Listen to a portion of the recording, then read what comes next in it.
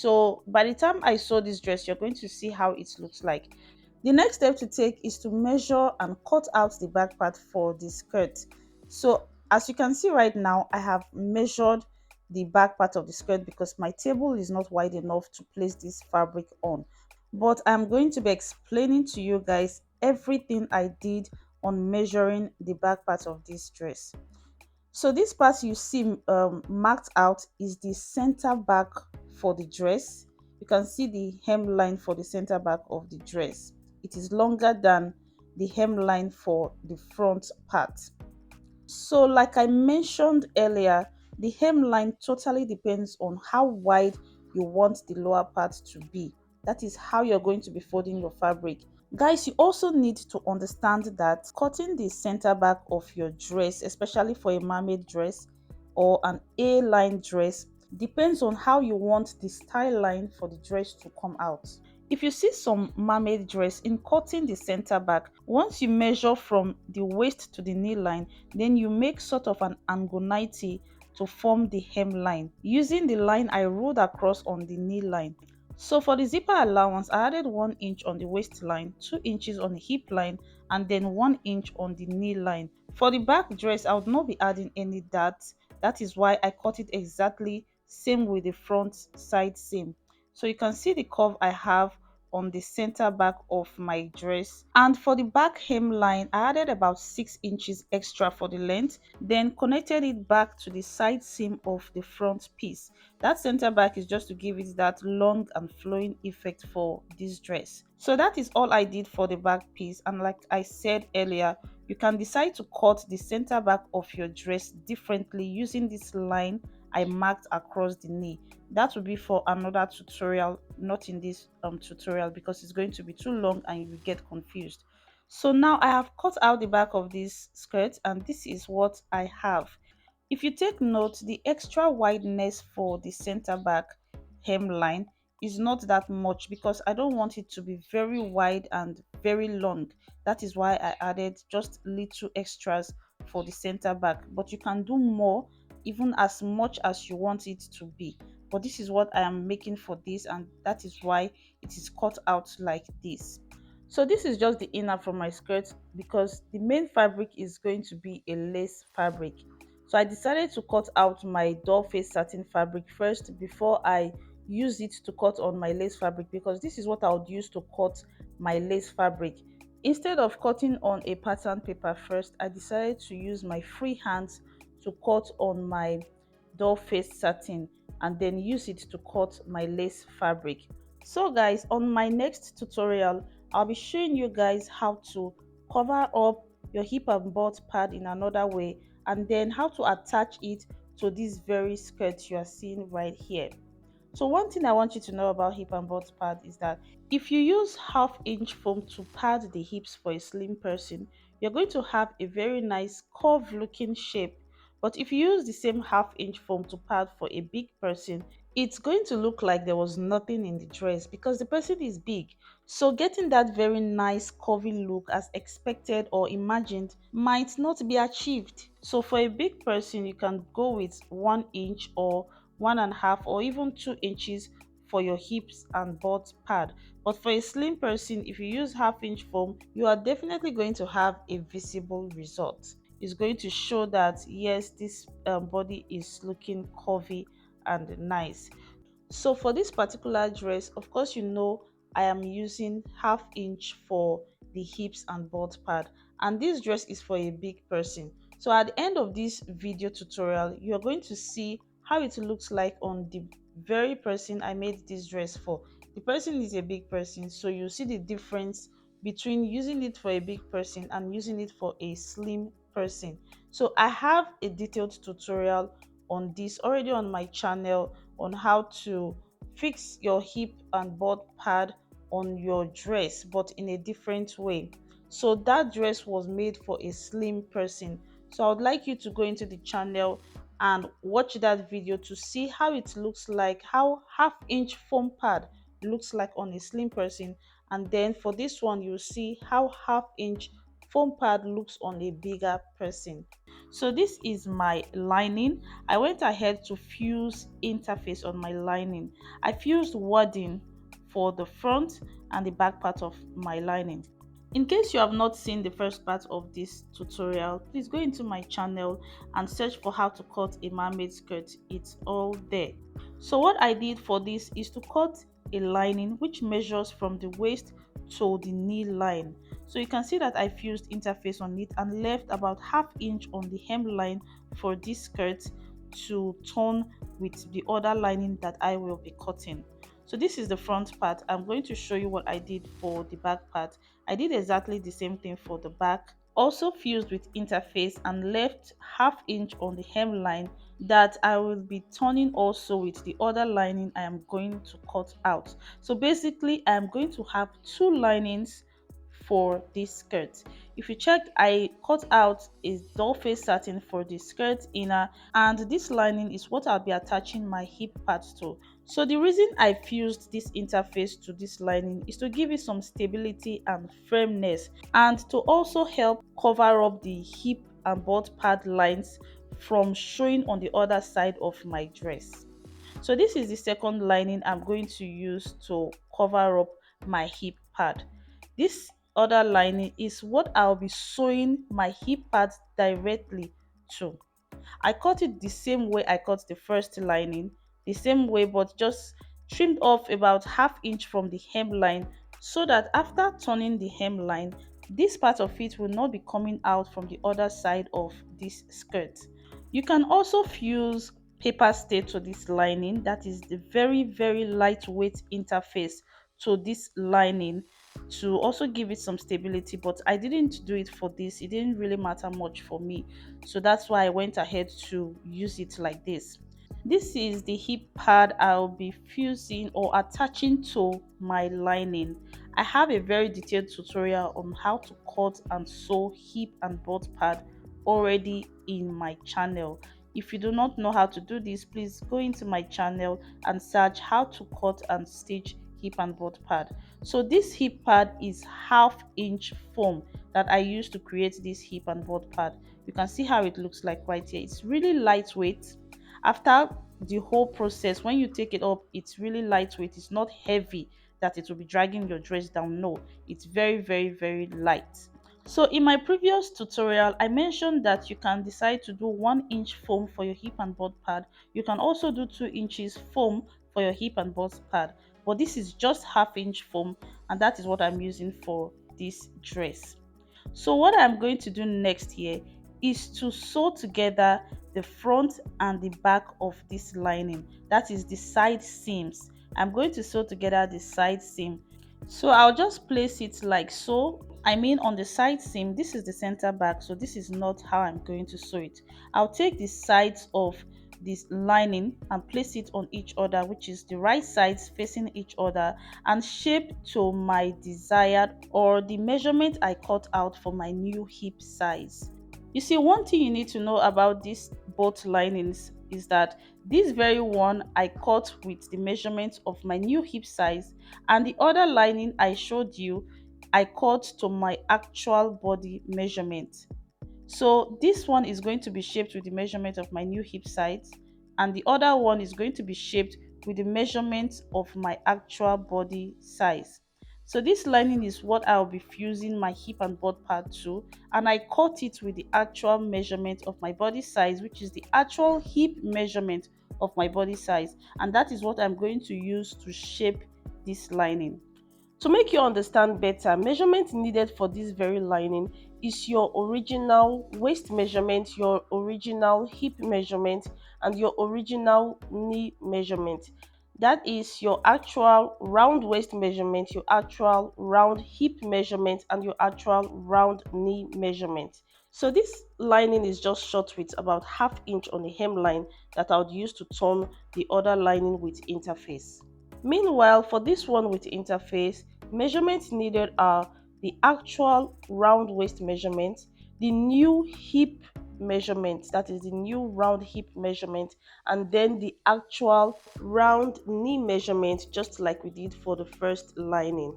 So after sewing the side seam together, the next thing to do is to open this up and press with your pressing iron.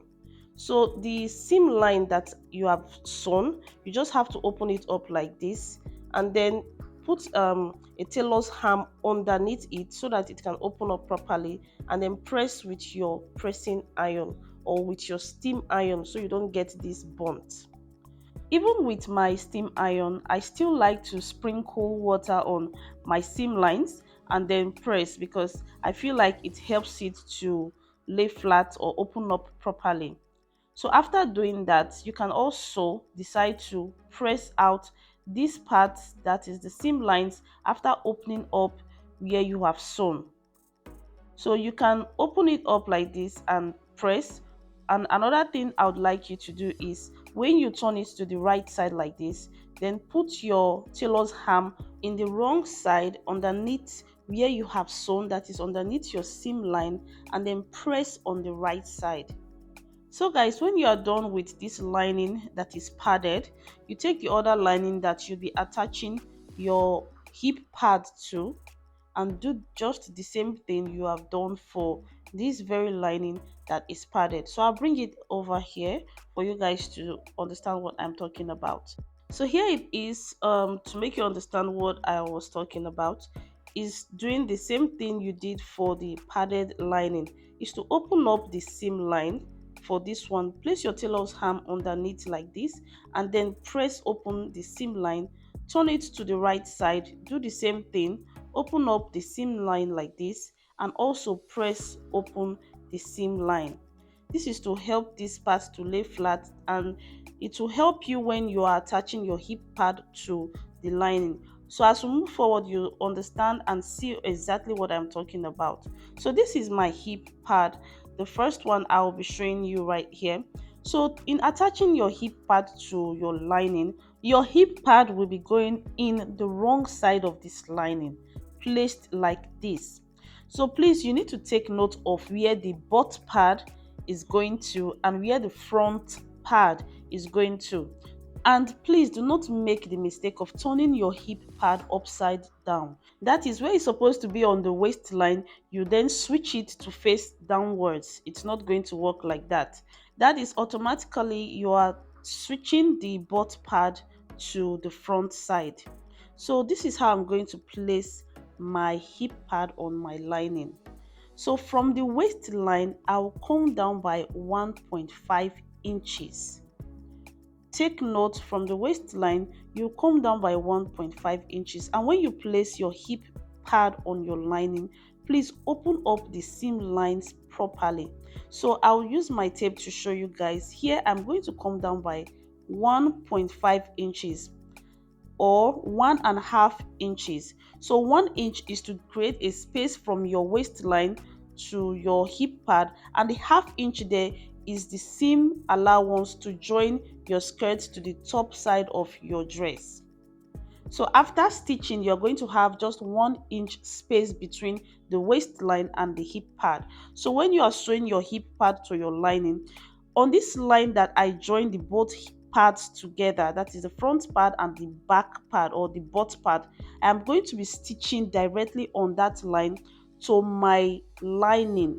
So where I have my seam line on my lining, I'll stitch the line sewn together on my butt pad on my seam line on the lining. I hope I'm making sense here. Like, I hope you guys understand what I am trying to explain here. So basically what I'm saying is that the seam line on the butt pad and the seam line on the lining should align. And when you are done with sewing the seam lines together, the next thing to do is to sew round this hip pad on your lining. That is to hold the hip pad to your lining so that it doesn't move about when it's in your skirt. So automatically what you guys are seeing here is that we are making another skirt inside the main skirt. And I hope you guys are following up on this teaching. Okay, so now I have sewn my hip pad or my hip and butt pad to my lining, just like I explained earlier. I also said you can fuse a very lightweight interface on this lining, like a paper stay on your lining. So see what I did? You see I have 1.5 inches space from the waistline to the hip pad. So the ½ inch is for joining this skirt to my top. But if you're making just a skirt without attaching to your top, then the ½ inch will be for joining to your waistband. So I'm going to measure what I have here. So from my waistline to the hemline of this lining, I have about 20 inches. And then from the waistline to the end of this hip pad, I have 16.5 inches. So after stitching the hemline of this lining and also the waistline of this lining to my top, I will end up at 19 inches, which is the actual length of my waist to my knee line. So I'll flip this over to the right side for you guys to see how it looks like. And this is what I have after stitching the hip pad to the lining. Now I'll bring in the padded lining with interface to show you guys how I am going to fix the lining with hip pads to the lining with interface. So I've gone ahead to press open my seam lines. You can see that right here. So I pressed the inside, which is the wrong side, and I also did the same thing for the right side. You can see I'm just going to open this up properly before we move over to the next step. All right, I am done with opening the side seam up properly, and this is what I have after pressing my lining or my skirt, my inner skirt, with my pressing iron. Now what I'm going to do next here is to take the lining with the hip pads and place it right sides facing each other on the lining with interface. So this is what I'm going to do. I'm going to place the both of them right sides facing each other and then stitch the hem line. This is the first step to covering up this hip and butt pad. I'm going to first stitch the hem line, making sure the side seams are lined, because that is to show you that you shaped the both linings with the right measurement. So you can see what I have here. The lining that has the hip and butt pad and the lining that is interfaced are on the same line on the side seam. So I'm going to stitch straight down to the other side of my lining. You can also see that the zipper allowance side matches with each other. After that, I'll flip this over and then stitch the zipper allowance area with wrong sides facing each other. I'll show you guys what I have done next. So this is what I have done after stitching the hemline, and then I flipped over and stitched the zipper allowance with the wrong sides facing each other. So you can see what I have on the hemline. This will help my lining not to be dragging down from the other side. So see the zipper allowance sides that I said you have to stitch with the wrong sides facing each other, automatically making this entire skirt the lining to my main skirt. So this is what I have. I have not pressed this yet with my pressing iron. I'll take this to my pressing table to do, but I'm going to show you guys what I am doing next. So you see how it looks like now. It's looking puffy because of the hip and butt pad that is inside of this skirt. So when you do yours, it should look like this. So you can see that the butt pad did not get to the zipper area, which will be interfering with your zipper when you fix in your zipper. So you see for the waistline, I'm going to also match this together. That is the both linings. I'm going to match them together to hold that part in one place. Now that I've made this into one skirt, which is now my lining to my lace fabric, I'll bring my lace fabric over to show you guys what I'm going to do next. For the lace fabric, I made sure to press open my seam lines. This is very important for you to do. Please press open the seam lines of your main fabric so that by the time you attach the linings with hip pad, it's going to sit in well in your main fabric, especially on the hip side.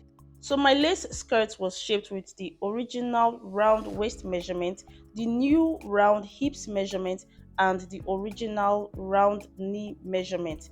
So shaping the hip side of my main skirt like that is to be able to accommodate the hip pad in my lining. Please note that if you don't shape the main skirt with your new hips measurement and you go ahead to attach your lining in your skirt is going to be very tight, especially on the hip side. Your lining is possibly going to squeeze on the hip side in your skirt, and it's not going to come out really nice. So what I'm going to do next is to open up this zipper allowance to where I have the knee line stop on my lining, and then use it to turn the sides of the lace fabric. But before I fix my lining to my main skirt, I would first install my zipper.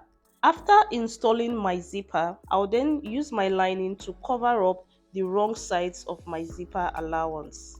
So guys, I hope you're understanding every step of this my explanations. But if you do not, please, I'll be in my comment section expecting your questions if you have any. So this is just to show you guys how the hip pads looks like on the back side of this lining, and I'm really liking the outcome of this very technique. It's looking really beautiful even before installing in my lace fabric. So now I have installed my zipper in my skirt.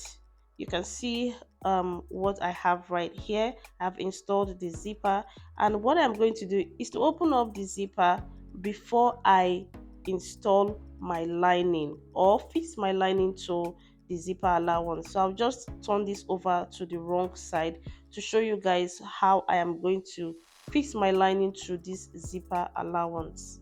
So now I'll bring the lining with the hip pads over, and this is how I'm going to be fixing it. This side that has the stitches on it is going to be facing the wrong side of the lace skirt. So please do not mind how I'm going to place this right now. Just follow the instructions as I speak. So you see how I opened up the zipper on the lace skirt. Then you place the lining with the side that has the stitches on the lining directly facing the zipper on the lace skirt. So I said you shouldn't mind how I'm placing this right now because I didn't notice this until after I was done recording. So you're going to place it like I instructed and sew on the zipper. So you're going to sew it like you are sewing your zipper on your lace skirt, and you're going to sew this down to the knee line. So you're going to sew your lining in down to the knee line like you can see me do right here. So when you get to the knee line, after that, the next thing you want to do is to sew the top of the skirt. If you are sewing a whole dress and not a skirt, this is the time to close this part of your dress. Especially for an inbuilt corset top, like you will be attaching an inbuilt top to your skirt. For me, the extent I usually cover this up to is where my dart is supposed to stop on my skirt. And for this, the dart is supposed to stop on about 4 inches. So I'm going to measure 4 inches from the zipper. You can see the way I'm placing my tape right now. I'm going to measure 4 inches and mark that spot. So that is where I'm going to cover this part up to. I hope you understand exactly what I'm explaining here. I'm going to stitch this part where the 4 inches stops. After stitching, I'll do notch and do the other side same way. After that, I am going to turn in the rough sides of the zipper allowance and the waist area. So guys, I am done with sewing in my lining, and this is what it looks like right now. You can see how the green skirt is looking puffy because of the hip parts. Yes, that is exactly how yours is going to be. This is how it looks like on the back side. And right now this skirt is ready to be attached to the top of the dress. So you see the side I talked about sewing in on the waistline. Yes, this is done usually if you are attaching an inbuilt top to your skirt. That is what you usually do when you are attaching an inbuilt top to your skirt. You have to sew or cover up that part of your waistline. So I'm going to insert my inbuilt top to my skirt, and you see the final look of everything. So you see how it looks like being covered up. I'm going to turn this over to the wrong side so you can see this very well. Now you see how it looks like on the wrong side of the skirt. So automatically this is like a two-in-one skirt. One skirt is to cover up the hip parts, which stops at the knee line, and the other is your main skirt. So you can see how it looks like when I flip this over to the other side. So you can see what I am doing right here. I'm just trying to show you guys to have like a clear look of exactly what I am doing. So guys, I hope you enjoyed this tutorial, and I also hope you understand and like this very technique I just showed to you right now. I am just turning every side of this skirt for you to see this very well, so it will help you when you are going to do yours. It will help you understand how yours is supposed to be sitting in your skirt. So I'll turn this in for you to see. This is the side, the lining that is covering the hip pad, and this side is the back side. So you see how the back side looks like, how the zipper area is being turned in up to the knee line, and for the waistline you see how the waist area is being covered, the center back of the skirt, you see how I covered it. So for this zipper I'm going to trim it off after this, and for this rough ends I'm going to weave or serge, however you understand that. I'm going to weave or serge this rough ends after making this dress. So I'm going to do all the ends that are rough after this. As you can see, the back side is well covered. Let me zip this up. Okay, the back side is well covered, you can see. And please, when sewing your lining to your skirt, please be very careful with the zipper so you do not sew into the zipper and spoil your zipper. After that, then trim off if you used a long zipper. You can also see the sides of the skirt well covered, that is the side seam. Please, when attaching your lining to your skirt, follow this side seam line. Make sure the side seam of the main skirt and the side seam of the lining aligns with each other. You can see what I did right here. So make sure of that so that your hip pads will not be shifting to one side of your body, okay? Hmm. So now that I am done showing you guys all the tips and techniques of attaching your hip and butt pad in this other way, I hope you enjoyed this tutorial. And please, if you do and this is your first time on this channel, please do not forget to subscribe to my channel. If you'd love to watch more of my tutorials as I post, please click on the notification bell so you always be notified whenever I post new tutorial videos. Please do not forget to like this video if you enjoyed it, and also please click on the share button and share the link to those who you think might be interested in learning this very technique, or to those who you think this tutorial might be of great help to.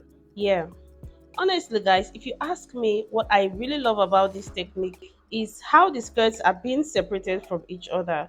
How the lining and the main skirts are being separated is one beautiful thing I like about it. I hope you like the same thing, or if there's something else you like about it and you feel like talking about it, please drop it on the comment section and we will talk about it.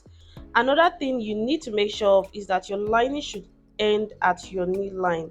This is actually the upper knee line, so it doesn't interfere with your leg or your knee movement. Yeah, so it doesn't interfere with your movement. That is why you should stop the lining at your knee line. So I'm going to stop here for now, and I'll see you guys in my next tutorial.